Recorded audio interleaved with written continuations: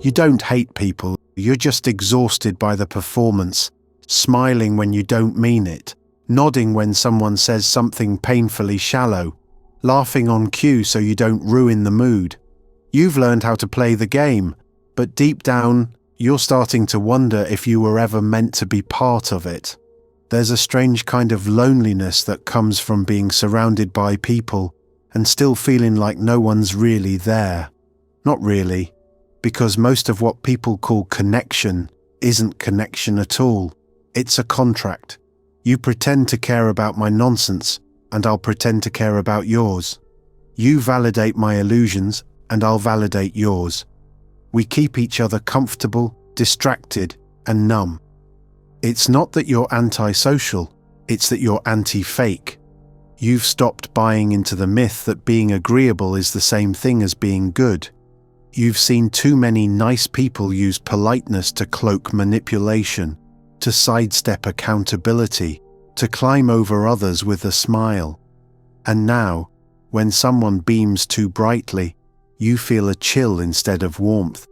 This is what happens when your tolerance for dishonesty wears thin, when you'd rather be alone than lied to, when authenticity stops feeling optional and starts feeling like survival. You're not broken for feeling this way, you're not cruel, you're just tired of playing along in a world that rewards masks more than faces. If this speaks to you, hit like or share it. Someone else might need the relief of knowing they're not alone. Deep down, part of you knows niceness isn't the same as kindness. One is a costume, the other is a choice, and you're done pretending. Behind the smile, micro-expressions, hidden motives, and what you can't unsee. Once you learn to read people, it's hard to stop. A flicker of contempt in their smile, a flash of envy in their congratulations, a split-second eye twitch when they tell you, "I'm fine." These aren't just quirks, they're cracks in the mask, and if you've trained yourself to notice or were cursed with the kind of sensitivity that makes it unavoidable, you already know. Most people are constantly leaking the truth. It's not paranoia, it's perception. Human beings are wired to lie, subtly, socially, constantly. But their bodies betray them. A forced laugh, a rehearsed compliment, a dead stare that lingers a fraction too long. Once you start picking up on these signals, you begin to see the terrifying gap between what people say and what they mean. And you can't unsee it. What used to be casual interactions now feel like quiet dissections. You analyze tone, posture, pacing. You notice the way someone's mouth says, "I love you," but their eyes look past you. The way a friend asks how you're doing but doesn't really listen. The way some people say all the right things and yet feel completely off. This isn't about overthinking, it's about no longer being blind. Because once you understand that people don't always mean well, even when they act like it, your world shifts. Trust becomes earned, not assumed. Conversations feel more like chess games than shared moments. You see the angles, the motives, the self-interest under the surface. It's not that you've become cynical, it's that you're seeing clearly now. And once you recognize what hides behind the smile, you start to realize how many people are only nice when it benefits them. It starts as a gift. You notice things others miss, the shift in tone when someone's hiding something, the fake concern in a question that's really a judgment. You read between the lines without trying, and it gives you an edge. You avoid traps, you spot lies, you predict behavior before it happens.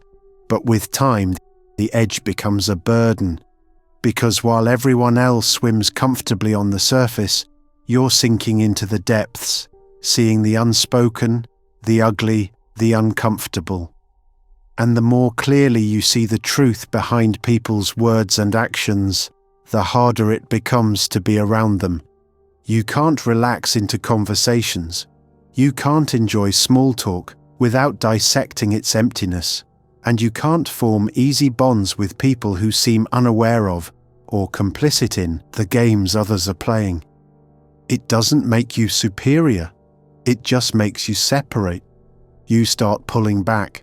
Social events feel hollow, friendships feel conditional, and slowly, without meaning to, you begin to isolate, not because you want to, but because being around people who can't or won't see what you see is exhausting. This is the curse of high perception. The more aware you are, the harder it is to pretend. And the more truth you see, the less belonging you feel. Not because you hate people, but because too many are still in love with the illusion. Most people aren't kind. They're strategic. They'll listen to your pain, but only if it doesn't make them uncomfortable. They'll offer help, but usually when there's something to gain: approval, attention, or a sense of moral superiority. What they call empathy is often just emotional posturing, a way to feel like a good person without ever being challenged. It looks like compassion, but it's hollow. This is the dark psychology of faux empathy, a performance designed to be seen, liked, and praised. It thrives on moments where emotional labor can be leveraged for credit: public concern, social media tears, empty phrases like holding space that often translate to "look at me being supportive." Real empathy, by contrast, is quiet, disruptive, uncomfortable. It means standing with someone when it costs you something: time, peace, even reputation. And most people don't want that. What they want is the feeling of being generous without the inconvenience of being genuine. So when you stop reacting to surface-level kindness with automatic gratitude, you're not cold. You're just tired of being manipulated. You've started to ask, who is this really for? Is this comfort, or is it control? Is this care, or is it currency? Because you've learned something others won't admit. Some of the kindest words come from the most self-serving minds. And sometimes cruelty wears a very convincing smile. You saw it coming. The breakup, the betrayal, the collapse of that carefully curated image. You spotted the red flags long before anyone else. You voiced your concerns. You asked the hard questions. You said the quiet part out loud. And for that you were punished. Not directly, not with violence, but with subtle exclusion, with eye rolls, with condescending tones, with words like negative, too intense, overthinking. You weren't celebrated for your foresight. You were alienated for disrupting the comfort of denial. That's how gaslighting works on a societal scale. It doesn't just question your sanity. It reframes your clarity as a flaw. You weren't being cynical, you were being early, and that's something the world doesn't forgive easily. People aren't ready to see what you see, not because they can't, but because they don't want to. Illusions are warm, lies are soft, and anyone who pierces that bubble becomes the threat, not the liar, not the manipulator, you. So you learn to shut up, to watch the fallout from a distance, to feel the bitter satisfaction of being right, alone. But underneath that loneliness there's something else, a growing strength, a sharpened instinct, and the unshakable knowledge that your intuition is not the enemy. You weren't wrong, you weren't toxic, you were simply ahead of the curve in a world that clings to denial like a drug. And now you know. Truth isn't always rewarded.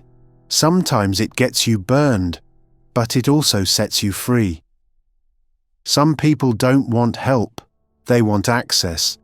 They seek out your empathy, your time, your energy, not to heal but to feed. They come cloaked in vulnerability, always in crisis, always needing just a little more from you. And because you care, or were conditioned to, you give it, again and again. Until one day you're tired and bitter and empty, and they're still not okay. These are emotional parasites, people who survive by draining others. They don't always do it consciously. Some genuinely believe they're victims, but over time their needs become endless. Their pain becomes a weapon, and their presence leaves you feeling more depleted than connected. What's worse is that you often know what's happening. You feel the shift, you sense the imbalance, but you stay. Why? Because you've been taught that leaving is cruel, that boundaries are selfish, that being a good person means sacrificing your sanity in service of someone else's chaos. But here's the truth. Someone else's suffering does not obligate you to self-destruct. You are not a fuel source. Letting go doesn't make you heartless, it makes you aware. Aware that not every cry for help is pure. Aware that some people drown by choice and pull others under to avoid facing themselves. You can care without being consumed, and you can walk away without guilt. In today's world, morality isn't always practiced, it's performed. Every opinion is a broadcast, every gesture curated, every right belief shouted from rooftops, not because it's deeply held, but because it looks good. This is the era of moral theatre, where people don't just want to be good, they want to be seen being good. It's not about empathy, it's about optics, likes, applause, social currency. And behind the performance, often very little substance.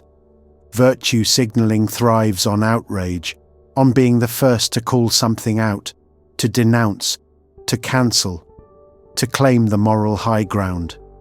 But look closer and you'll see a different motive: power, social dominance, the ability to shame others while appearing enlightened. It's not about justice, it's about leverage. And if you don't play along, if you question the script, hesitate before joining the chorus, you're cast as the problem. Not because you're wrong, but because your refusal to participate threatens the illusion. That's the trick. Moral theatre isn't about truth, it's about control. You've seen it. You've sensed the hollowness in the declarations, the rehearsed passion, the convenient rage, and you've started to wonder how much of what people call ethics is just camouflage for ego. Not everyone who preaches virtue lives by it, and not everyone who's silent is complicit. Sometimes the loudest morality hides the darkest motives, and sometimes the quietest people are simply done performing. You've noticed something strange. The more clearly you see someone's manipulation, the more you feel like the bad guy. You recognize the guilt trip. You sense the passive aggression. You spot the flattery that's just a setup. And yet, when you resist it, you feel cruel. That's not an accident. That's by design. Insecure people, especially those who rely on control, have a way of flipping the script. They make your clarity look like coldness. Your boundaries seem like betrayal. The moment you stop playing along, you become the villain in their story. It's emotional sleight of hand. And it works. Because if you're emotionally intelligent, you probably care how you're perceived. You value honesty, but not at the cost of being seen as unkind. That's what makes you susceptible. Not weakness, conscience. But awareness isn't cruelty. Discernment isn't heartlessness. Seeing through someone doesn't mean you're against them. It just means you're done being deceived. You don't owe anyone the comfort of pretending not to notice, especially when their entire act depends on you playing dumb. There comes a point when silence feels safer than small talk. You're not isolating out of bitterness. You're not lonely because you failed to connect. You're alone because connection, real connection, requires truth. And truth has become a rare currency in a world addicted to performance. You've stopped forcing conversations that go nowhere. You've stopped laughing when it isn't funny. You've stopped filling the space just to make others comfortable. That doesn't make you broken, it makes you done. Done pretending to enjoy surface-level bonds. Done playing therapist to people who never listen. Done ignoring your instincts just to fit in.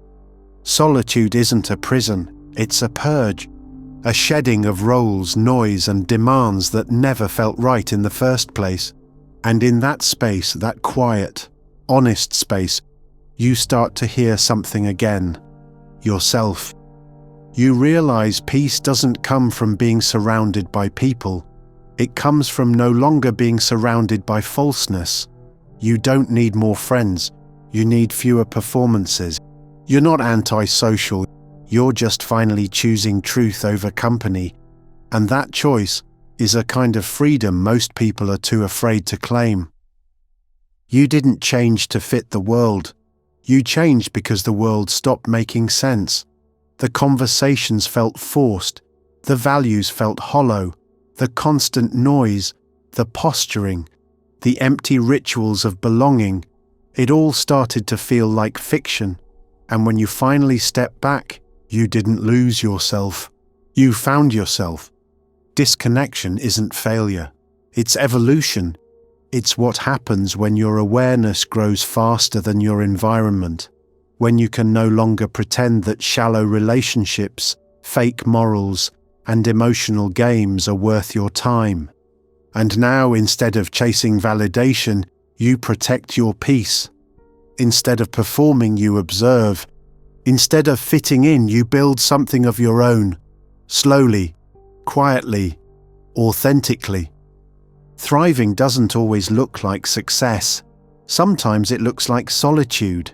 Like saying no, like not explaining yourself to people who never cared to understand you in the first place. This isn't exile, it's clarity. You've outgrown the world of masks. And in that quiet space beyond approval, beyond illusion, beyond the noise, you've discovered a strange new strength. You're no longer afraid of being alone, because now you know, not everyone deserves access to the version of you that sees everything. Thanks for tuning in. Catch you next time.